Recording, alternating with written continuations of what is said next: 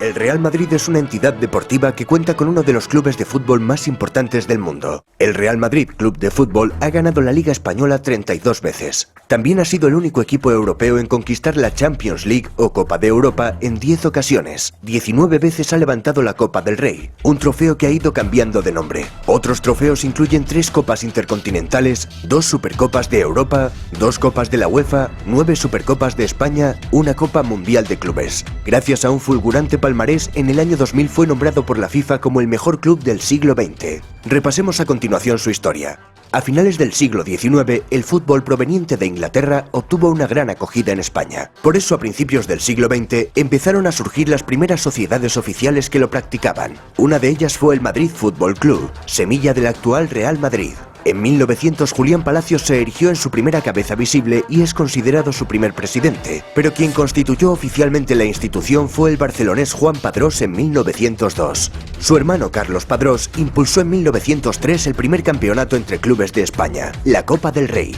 Participaron 3 clubes y consiguió que el rey Alfonso XIII donase una copa para el campeón. Los siguientes años del club estuvieron ligados a un pequeño campo donde disputaban sus encuentros situado en la calle O'Donnell con una capacidad de unos 7.000 espectadores. Era tal la repercusión que estaba alcanzando el club que en 1920 recibió el título de Real, concedido por el rey Alfonso XIII. En 1923 el Real Madrid adquirió unos terrenos en Chamartín, por entonces a las afueras de Madrid. El estadio se inaugura en 1924 y en 1929 acoge el primer partido del recién inaugurado campeonato de Liga. El Real Madrid se constituye también como equipo de baloncesto en 1931 de la mano de Ángel Cabrera. En sus casi 100 años de historia, el equipo se ha convertido en el club de baloncesto más laureado de Europa.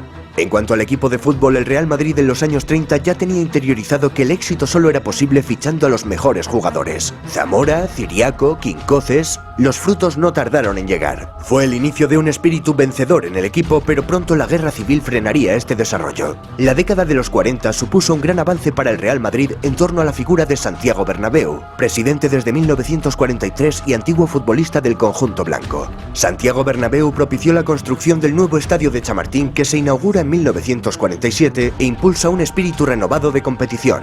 De esta época viene la rivalidad con el Barcelona, además del asentamiento de las bases de un equipo que, con los años, sería conocido como el mejor club del siglo XX. Entre los 50 y los 60, el Real Madrid vive su gran periodo dorado, situándose en la cúspide del fútbol mundial gracias a la pléyade de jugadores que lo componen. Alfredo Di Stéfano lo lidera e impulsa el club a lo más alto, con la ayuda de otros jugadores de la talla de Ferenc Puskás y Paco Gento. Fue la década de las 5 Copas de Europa consecutivas. El mundo entero admiraba su fútbol. En 1960 logra la primera edición de la Copa Intercontinental y es proclamado Rey de Reyes. En los 60 el equipo atraviesa una fase de renovación, pero eso no impidió que a nivel nacional se encontrara en una magnífica situación. Ganó en esta década, entre otros trofeos, 8 campeonatos de Liga.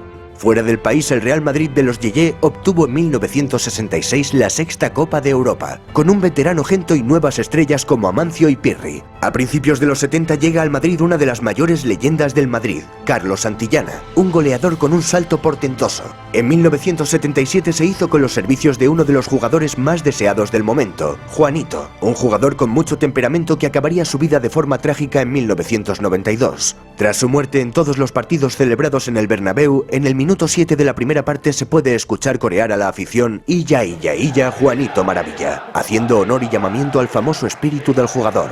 Pero no nos adelantemos. Juanito ficha en 1977 por el club. La campaña de su debut se salda con el campeonato de Liga en 1978. Al poco tiempo fallece Santiago Bernabéu tras 35 años como presidente. El fútbol se viste de luto para homenajear al hombre que logró hacer historia en el equipo. A mediados de los 80, el Real Madrid vive una nueva edad dorada de la mano de una brillante generación de canteranos, la Quinta del Buitre, encabezada por Emilio Butragueño, que impulsaría al Real Madrid en su camino por convertirse en uno de los mejores equipos de la historia del fútbol. Conquistaron, entre otros títulos, 5 campeonatos de Liga consecutivos. El delantero mexicano Hugo Sánchez tuvo mucho que ver en dichos éxitos. Sus goles con voltereta incluida supusieron un antes y un después en las mágicas noches del Bernabéu. En esta etapa, el club también obtuvo las 2 primeras copas de la UEFA y comenzó la tradición de acudir a la Fuente de las Cibeles a celebrar los títulos después de la goleada del Buitre en el Mundial de México 86. En 1994 debuta un canterano, Raúl González, quien acabó capitaneando al equipo hasta su retirada. En 1998 el club obtiene de nuevo la Copa de Europa que tanto se le había resistido contra la Juventus de Turín.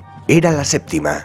1999, debuta Iker Casillas, uno de los mejores guardametas de la historia, quien sucederá a Raúl en el puesto de capitán. Iker Casillas acabaría siendo también capitán de la selección española, que hizo historia siendo bicampeona de Europa y campeona del mundo. En la temporada 99-2000, con Raúl González e Iker Casillas, el Real Madrid obtiene su octava Copa de Europa. En verano del año 2000, Florentino Pérez llega a la presidencia del club.